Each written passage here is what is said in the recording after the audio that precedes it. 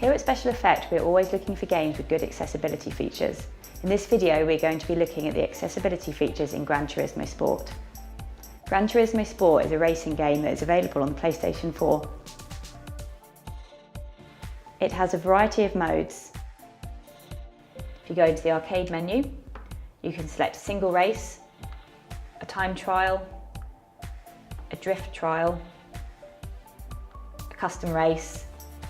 You can do two-player split screen. You can also link your PlayStation VR. You can play a campaign where you learn about driving and attempt various missions. You can also play online where you take part in official races, or you can just race against your friends and other online players. In this video, we will be looking at the accessibility features that we found useful when we were helping people play this game.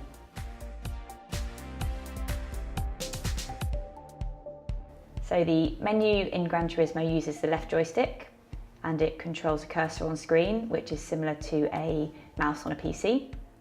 If you find using the left joystick difficult, you can also use the D-pad to scroll through the options. So if you go into the options menu, you can see the other accessibility features. And again, you can use the left joystick to control the cursor, or you can use the D-pad. You can also use the bumper buttons in this menu, the R1 and L1, to scroll across the top menus.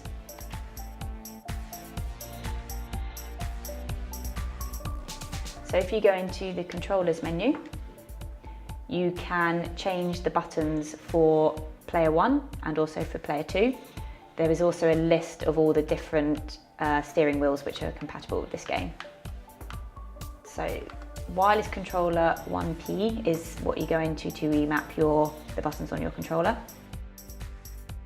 As a default, this game uses the left stick for the steering and the R2 and L2 buttons for brake and accelerator. If you click on steering controls, it brings up the different options. You can use the left stick to steer left and right. You can use the D-pad or directional buttons to steer left and right, or you can use the motion sensor to steer left and right. If you click on pedal controls, it brings up a screen that gives you 3 different options for your pedal controls. So you can either use R2 for accelerate and L2 for brake. You can use X to accelerate and square to brake. Or if you find using the joysticks easier than the buttons, you can use the right stick. So if you push the right stick forward, you will accelerate, and if you pull it backwards, you will brake.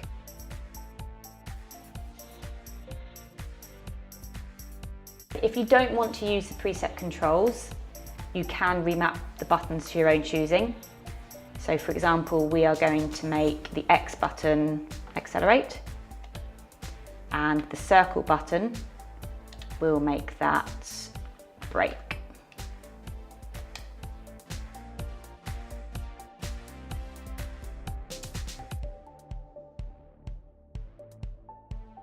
So the other option is, if you don't want to do your button remapping in the game, you could do it in the PlayStation itself. So you press your PS button, go into settings, accessibility,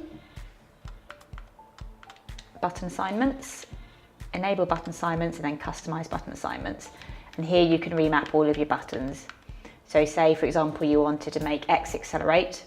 At the moment in the game, it's defaulted as R2. So you make X, R2. And if you want to make circle brake, make circle L2, confirm, and now you can see from the screen that they have switched over. So you would have to now use the triggers to go back into the game.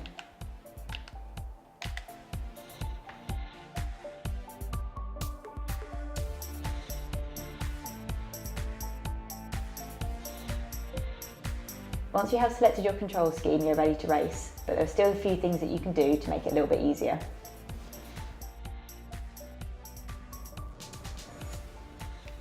Some circuits are much easier and have fewer bends than others. The car that you choose will also have an impact on how difficult it is to control. Also, if you make sure that you select automatic transmission rather than manual, you won't have to change gears. Once you have chosen your circuit in your car, the game then gives you a difficulty setting to choose. So there are a few other options that you can tweak before starting the race. When this screen comes up, go to driving options. If you want the easiest race possible, make sure that the transmission is on automatic. This means that you won't have to change gear. Traction control. You can set this to how you'd like it, but the higher the traction control, the more grip the car will have. In the auto drive menu, select brake and steering. This means that on the corners, the car will help you brake and it will also help steer you around the bends. Driving line assist, make sure all is selected. Again, this will just make the track a little bit easier to understand. Make sure your braking indicator is on, so you know when the car is braking for you. Counter steering assistance, make sure this is set to strong. And with ABS, make sure it is on default. Most of these will be selected if you choose the beginner difficulty setting. You can alter what you turn on and off to suit your own needs.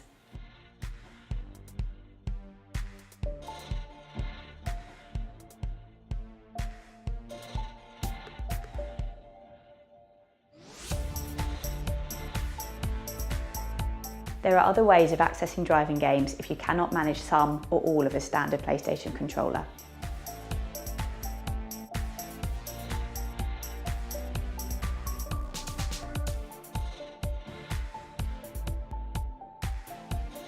Thank you for watching this video. If you have any questions about Gran Turismo or accessibility in gaming, please contact SpecialEffect.